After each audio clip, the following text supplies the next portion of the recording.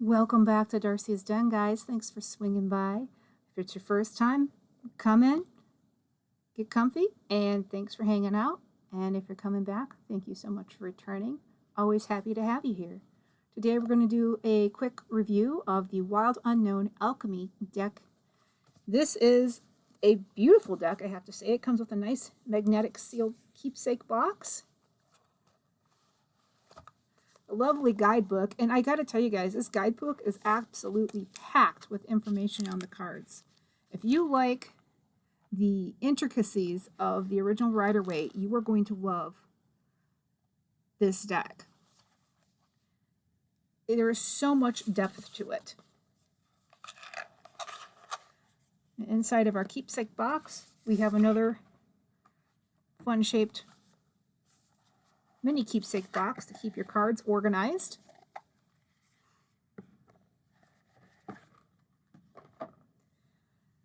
You've got this blue. It kind of reminds me of like a rose, but it could also be like crumpled fabric or paper as far as the actual artistry goes. The other side, beautiful. You've got your Latin. You've got all sorts of alchemical symbols. There is so much depth to these, not only in individual meanings, but when pulled together. And the writer does get into that a little bit more. This is part of the Krans series. I will say they are a little bit difficult to shuffle just because of their size and shape, but the book is so informative and so thorough, it's easy for me to look past that. From point to point, we're looking at about 5 inches wide. And from flat to flat, we're looking, it looks about 4 1/4 wide. They're a little bit hard to shuffle, even with my little bit larger hands. So if you've got small hands, it's going to be hard. This is the only one in Kim's series that I have not found a pocket deck for.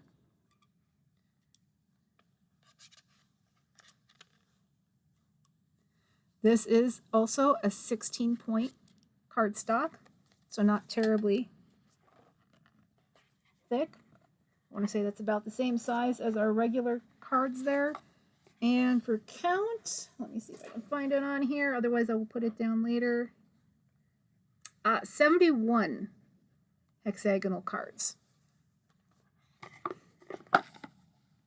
So it's a nice full deck.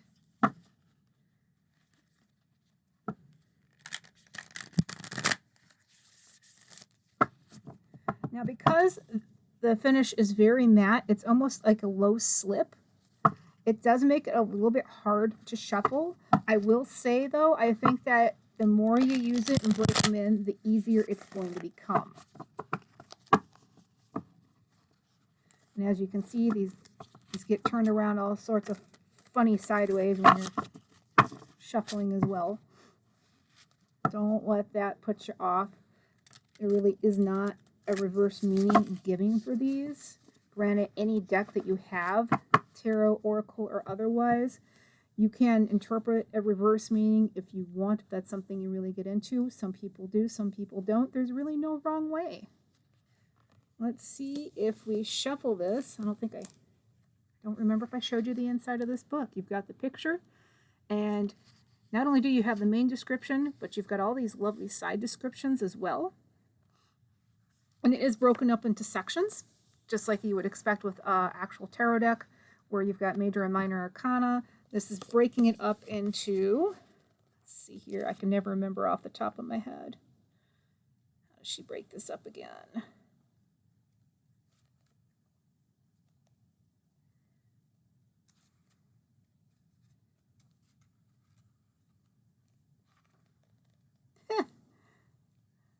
Oh, okay, using the deck, she does have some spreads in here.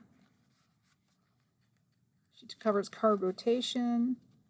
And then she gets into 11 cosmic forces. So there's going to be just a nice wide variety. Oh, cosmic forces, mystery. She has it broken up in a way that makes sense with the deck, but I haven't used it well enough to really have any of it memorized yet, so I apologize for that.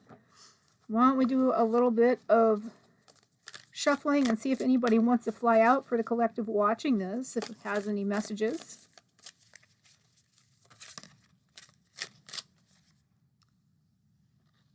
We've got Sanguis, also known as blood. Looks like that could potentially be a garnet in there with a red rose. And the center of the rose looks like a pearl. Number 37. It is in Roman numerals, guys, so if you're not real familiar with them, you might have to brush up. We've got Argentum, which is silver.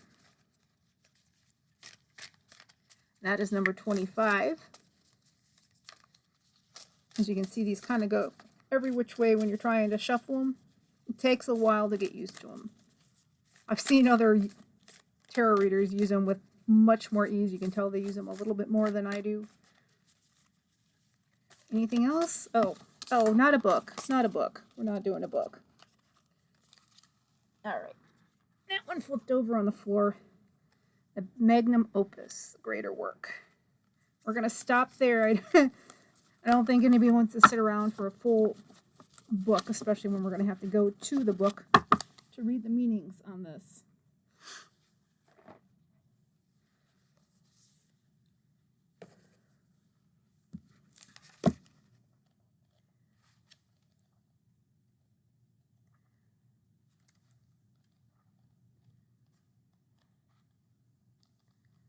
Come on, 37.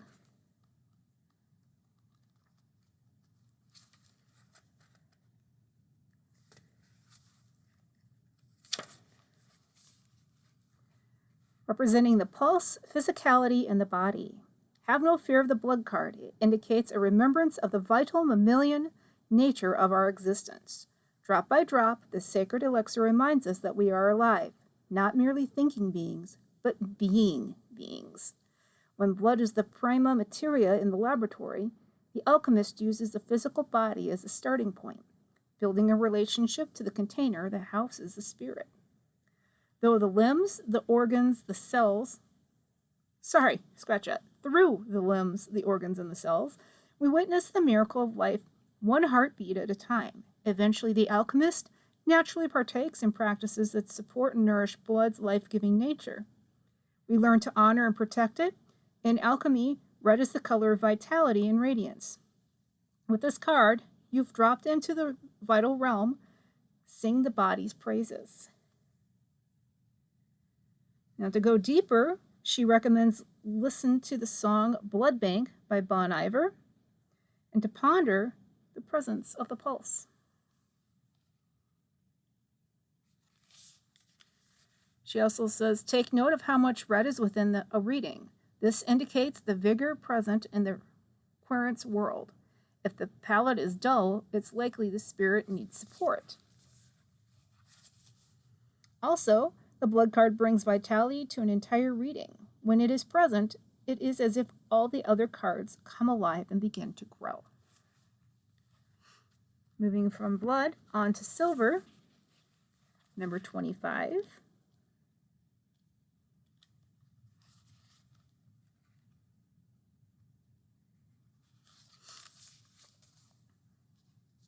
Sorry, put that up again for you guys to look at.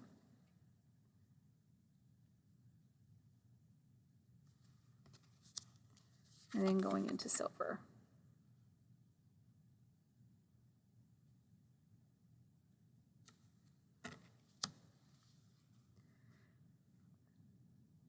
Keywords of lunar, reflective, and chrome. Amidst its upper echelon status, silver shines eternally in second position. It is the lesser sibling, the one that's not quite there yet. A true alchemist does not resist this truth, but rather studies its subtle implications and its wisdom. Silver requires polishing, or the surface tarnishes over time. Mirrors require cleaning, or the image clouds and distorts. Whereas gold sustains its own malleable radiance, silver asks for our participation. We must work at it. Don't give up now. Silver wants to build relationships, like the moon, a mirror, or a poem. Let it reflect an image back. With an open heart and one more moment of willingness, the seemingly cold, stark surface of silver opens into an imaginal realm. What is there? Your own vastness? The mysteries that beckon you on moonlit nights?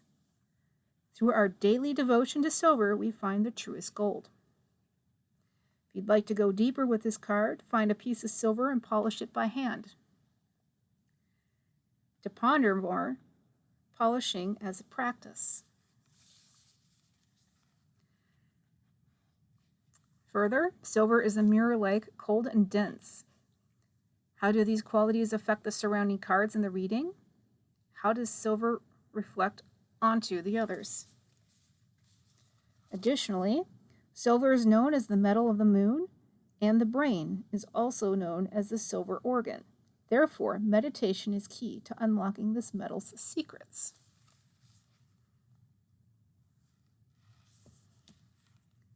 And your final magnum opus, or the great work. Trying to get the light on this.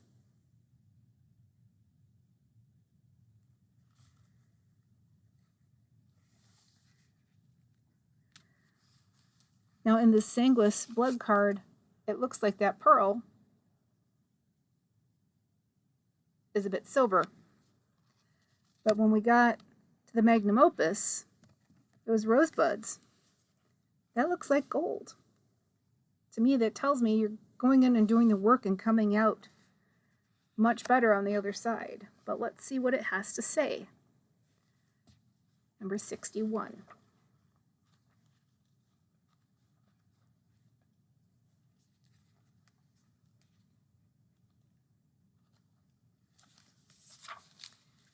Magnum opus, the great work. Keywords: attention, devotion, and vocation. The magnum opus shimmers in the distance, promising purpose, achievement, and understanding. When will we get there? When will our efforts be recognized? Amidst pressure and expectations, we come to realize each alchemist's life is an accumulation of moments in which attention is placed upon a subject within the laboratory. The artist draws a single line. The poet scribes a single word. The rose forms a single leaf. The magnum opus card reminds us that the alchemical garden grows from seeds tended to by devoted hands and the grace of sun, water, and earth. You cannot force the great work. You cannot claim it or complete it. This card arrives to whisper words of encouragement. You are in the right place. The most important place for you. This is the alchemical garden. Tend to the youngest growth. Be delicate and precise.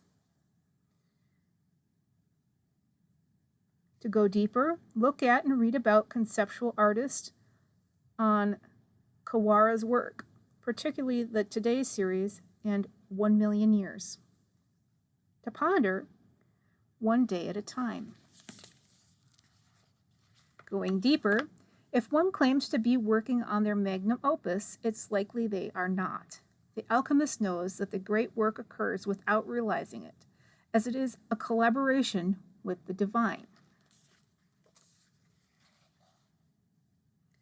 And going deeper, take note if this card appears alongside the gold, sun, or conjunction card. If so, a psychic shift has occurred that's big and beautiful. A celebration is a must. I hope that helped give you guys some little insight into whatever you're going through at the moment. I thank you so much for swinging by, and we'll see you next time. Bye-bye.